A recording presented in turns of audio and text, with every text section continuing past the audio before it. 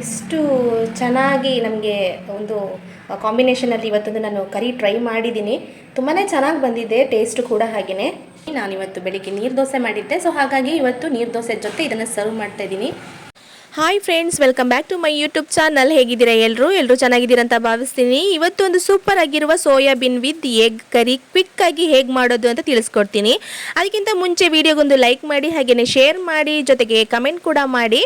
ಹಾಗಾದರೆ ಬನ್ನಿ ಫಟಾಫಟ್ ಅಂತ ಈ ಕರಿಗೆ ಬೇಕಾಗುವಂತಹ ಇಂಗ್ರೀಡಿಯೆಂಟ್ಸ್ ಏನೆಲ್ಲ ನೋಡ್ಕೊಂಡು ಬರೋಣ.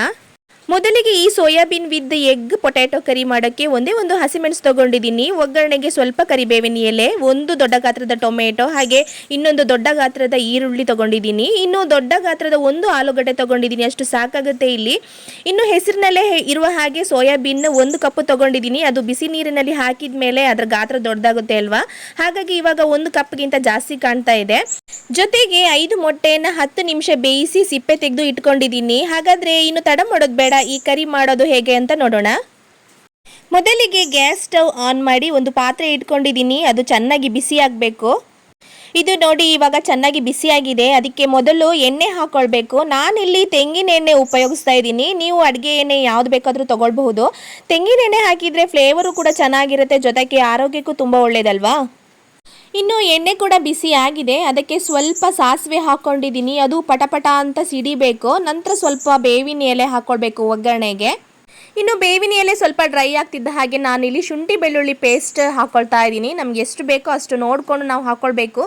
ಜಾಸ್ತಿ ಹಾಕಿಬಿಟ್ರೂ ಕಹಿ ಟೇಸ್ಟ್ ಬಂದುಬಿಡುತ್ತೆ. ಹಾಗೆಯೇ ಒಂದೇ ಒಂದು ಹಸಿಮೆಣಸು ಏನು ತೊಗೊಂಡಿದ್ದೆ ನಾನು, ಅದನ್ನು ಆ್ಯಡ್ ಮಾಡ್ತಾ ಇದ್ದೀನಿ. ಜೊತೆಗೆ ಈರುಳ್ಳಿ ಕೂಡ ಒಟ್ಟಿಗೆ ಇದೆಲ್ಲ ಹಾಕೊಂಡ್ಬಿಟ್ಟು ಚೆನ್ನಾಗಿ ಫ್ರೈ ಮಾಡ್ಕೊಳ್ಬೇಕು. ಒಂದು 2 ರಿಂದ 3 ನಿಮಿಷ ಚೆನ್ನಾಗಿ ನಾವು ಈರುಳ್ಳಿನ ಫ್ರೈ ಮಾಡ್ಕೊಂಡ್ವಿ ಅಂದರೆ ಟೇಸ್ಟ್ ತುಂಬ ಚೆನ್ನಾಗಿ ಬರುತ್ತೆ. ಹಾಗೆಯೇ ಅದು ಬ್ರೌನಿಷ್ ಕಲರ್ ಬಂದರೆ ಅದು ತುಂಬ ಚೆನ್ನಾಗಿರುತ್ತೆ ಟೇಸ್ಟು.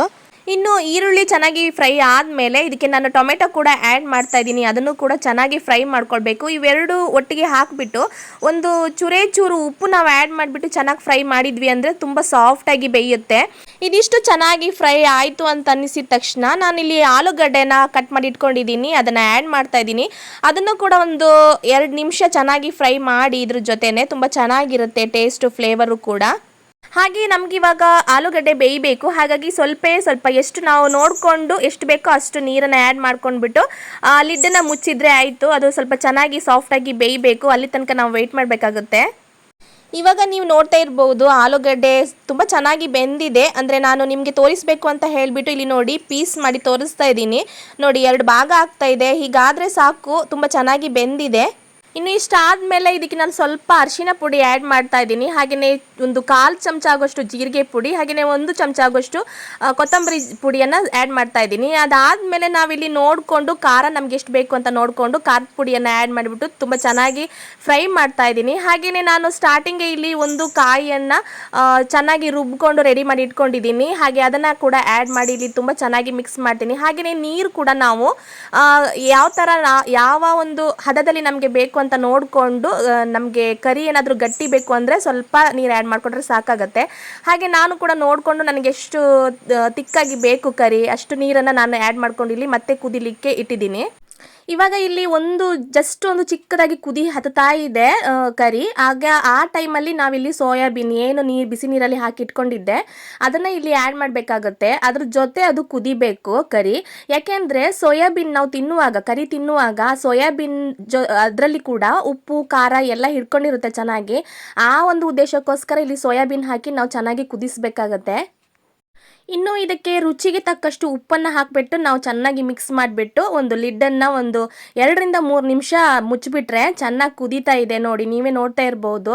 ಅಷ್ಟಾದರೆ ಅದು ರೆಡಿ ಆಗುತ್ತೆ ನಮಗೆ ಆಲ್ಮೋಸ್ಟ್.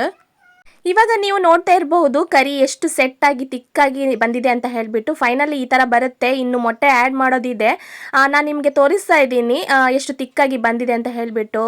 ಈ ಹದದಲ್ಲಿ ಇದ್ದರೆ ನಮಗೆ ತುಂಬ ಚೆನ್ನಾಗಿರುತ್ತೆ ಟೇಸ್ಟು ಕೂಡ, ಹಾಗೆಯೇ ಸರ್ವ್ ಮಾಡಲಿಕ್ಕೆ ಕೂಡ. ಹಾಗೆಯೇ ಇದು ಮುದ್ದೆ, ಅನ್ನ, ರೊಟ್ಟಿ, ಚಪಾತಿ, ದೋಸೆ ಎಲ್ಲದಕ್ಕೂ ಕೂಡ ತುಂಬ ಒಳ್ಳೆ ಕಾಂಬಿನೇಷನ್ ಅಂತ ಹೇಳ್ಬೋದು. ಇಷ್ಟಾದರೆ ಸಾಕು ನಮಗೆ. ಇವಾಗ ಫೈನಲಿ ನಾನು ಮೊಟ್ಟೆ ಒಂದು ಆ್ಯಡ್ ಮಾಡೋದು ಬಾಕಿ ಇದೆ. ಹಾಗೆ ಈ ಹದದಲ್ಲಿ ಇದ್ದಾಗ ನಾವು ಮೊಟ್ಟೆಯನ್ನು ಆ್ಯಡ್ ಮಾಡಬೇಕಾಗತ್ತೆ. ಅಂದರೆ ಕರಿ ಚೆನ್ನಾಗಿ ಕುದಿಬೇಕು ಫಸ್ಟಿಗೆ. ಯಾಕೆಂದರೆ ಮೊಟ್ಟೆ ನಾವು ಫಸ್ಟಿಗೆ ಆ್ಯಡ್ ಮಾಡಿಬಿಟ್ರೆ ಎಲ್ಲ ಒಡೆದು ಸಪ್ರೇಟ್ ಆಗಿಬಿಡುತ್ತೆ. ಏನದು ಹಳದಿ ಬಿಳಿ ಭಾಗ ಏನಿದೆ ಅದು ಸಪ್ರೇಟ್ ಆಗಿಬಿಡುತ್ತೆ. ನಮಗೆ ಆ ಥರ ಸಪ್ರೇಟ್ ಆಗಬಾರ್ದು, ಅದು ಜೊತೆಗೆ ಇರಬೇಕು. ಅದು ನಾವೇನು ಸರ್ವ್ ಮಾಡುವಾಗ ಮೊಟ್ಟೆ ಹಾಗೆಯೇ ಸಿಗಬೇಕು. ಹಾಗಾಗಿ ಇದು ಫೈನಲ್ ಟಚ್ ಅಂತ ಹೇಳಬಹುದು. ಕೊನೆಯಲ್ಲಿ ಇದನ್ನು ಆ್ಯಡ್ ಮಾಡಬೇಕು. ಉಪ್ಪು ಖಾರ ಎಲ್ಲ ಚೆನ್ನಾಗಿ ನೋಡಿಕೊಂಡು ಕರಿ ಚೆನ್ನಾಗಿ ಕುದ್ದಿದೆ ಅನ್ನೋ ಹದದಲ್ಲಿ ಇದ್ದಾಗ ನಾವು ಮೊಟ್ಟೆಯನ್ನು ಆ್ಯಡ್ ಮಾಡಬೇಕಾಗತ್ತೆ. ಅದು ಚೆನ್ನಾಗಿ ಸೆಟ್ಟಾಗಿ ನಿಂತಿರುತ್ತೆ. ಅದಾದಮೇಲೆ ಸ್ಪೂನನ್ನು ಜಾಸ್ತಿ ಯೂಸ್ ಮಾಡಬಾರ್ದು ನಾವು, ಹಾಗೆ ಇದ್ದರೆ ತುಂಬ ಚೆನ್ನಾಗಿ ಅದು ಬರುತ್ತೆ. ಇನ್ನು ಫೈನಲ್ ಆಗಿ ಮೊಟ್ಟೆ ಆ್ಯಡ್ ಮಾಡಿದ ಮೇಲೆ ನಾವು ಲಿಡ್ಡನ್ನು ಮುಚ್ಚಿಬಿಟ್ಟು ಒಂದೇ ಒಂದು ನಿಮಿಷ ಅದು ಚೆನ್ನಾಗಿ ಕುದ್ರೆ ಸಾಕಾಗತ್ತೆ. ಸ್ಪೂನನ್ನು ಏನು ಯೂಸ್ ಮಾಡಬೇಡಿ. ಈ ಹದದಲ್ಲಿ ಇರುವಾಗ ಏನು ಒಂದು ಕುದಿ ಬಂತು ಅನ್ನೋಷ್ಟೊತ್ತಿಗೆ ನಾನು ಗ್ಯಾಸನ್ನು ಆಫ್ ಮಾಡ್ತಾ ಇದ್ದೀನಿ. ಇದು ಇವಾಗ ರೆಡಿಯಾಗಿದೆ. ಫ್ರೆಂಡ್ಸ್, ಫೈನಲಿ ನಮಗೆ ಒಂದು ರಿಚ್ ಟೇಸ್ಟ್ ಕೊಡುವಂತಹ soybean potato with egg curry ready ಆಗಿದೆ. ಇದು ಒಂದು ತುಂಬ ಒಳ್ಳೆ ಒಂದು ಟೇಸ್ಟ್ ಕೊಡುತ್ತೆ. ತುಂಬ ಚೆನ್ನಾಗಿ ಫ್ಲೇವರ್ ಕೂಡ ಬಂದಿದೆ. ಹಾಗೆಯೇ ಕೊತ್ತಂಬರಿ ಸೊಪ್ಪು ಬೇಕು ಅನ್ನೋರು ಆಪ್ಷನಲ್ಲು ಬೇಕಾದರೆ ಆ್ಯಡ್ ಮಾಡಬಹುದು. ಹಾಗೆಯೇ ನಾನಿವತ್ತು ಇದನ್ನು ನೀರು ದೋಸೆ ಜೊತೆ ಸರ್ವ್ ಮಾಡ್ತಾ ಇದ್ದೀನಿ. ನೀವು ಚಪಾತಿ, ಮುದ್ದೆ, ಅನ್ನ, ರೊಟ್ಟಿ ಯಾವುದ್ರ ಜೊತೆ ಬೇಕಾದರೂ ಕಾಂಬಿನೇಷನ್ ಆಗಿ ತೊಗೊಳ್ಬಹುದು. ತುಂಬ ಚೆನ್ನಾಗಿ ಬರುತ್ತೆ.